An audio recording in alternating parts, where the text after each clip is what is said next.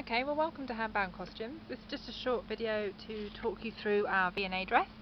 It's based on a dress in the V&A Museum, in the V&A Museum collection, and we've kind of tried to plot a pattern from it so you can get the real sense of the shape and the techniques that they used.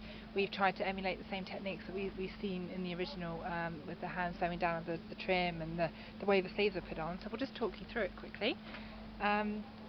It's a three-part ensemble, so you've got the outer robe, you've got the stomacher and the petticoat, and it's a sack back gown. So you've got here, you've got the sack back pleats pulling down into the section. The original lady of this obviously was slightly petite, short-waisted, but kind of long-legged. She seemed to have had quite a long skirt for her height, and yet quite a short body. And yes, so some of the details. We've got a gathered plain furbelow trim. The originals were seen to have been gathered in the section by hand, and then the outer just stitched on in place. So this comes all the way down the front.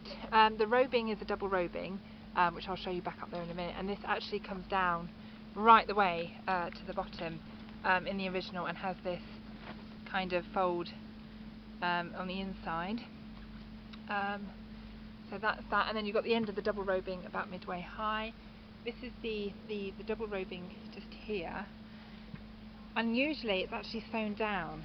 We've not seen many that have got sewn down. We were under the impression from a historian at the Totnes Fashion Museum that actually they lifted up the robings and inserted pins to hold it down. This has been pinned down here, but obviously with it being stitched down, that's not happened here.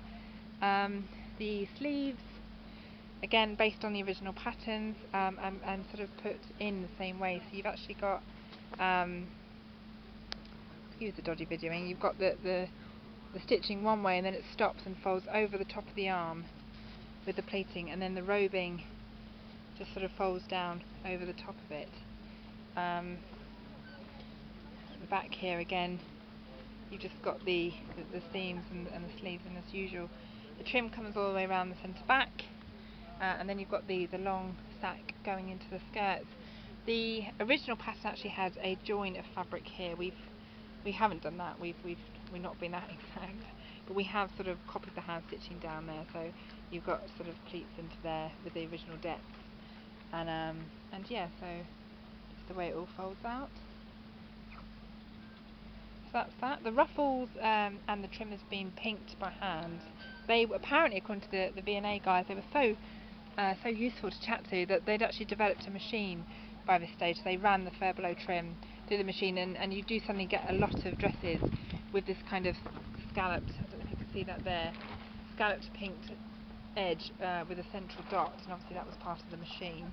The stomacher is also trimmed with the same in a way. This looks to us very long, but actually it's exactly the same width. So whether she was tall and just had her dresses worn at a higher waist, maybe pushed into the 70s, it was certainly remade.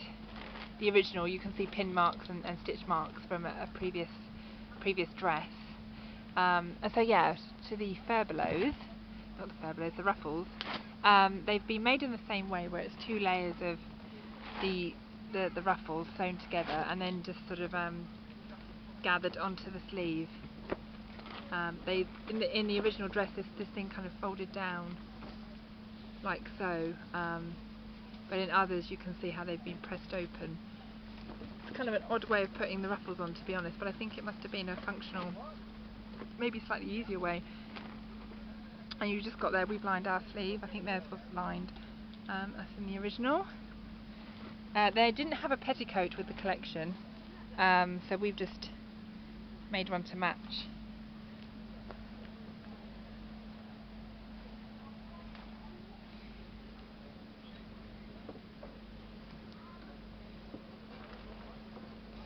It's hard to get a really good view.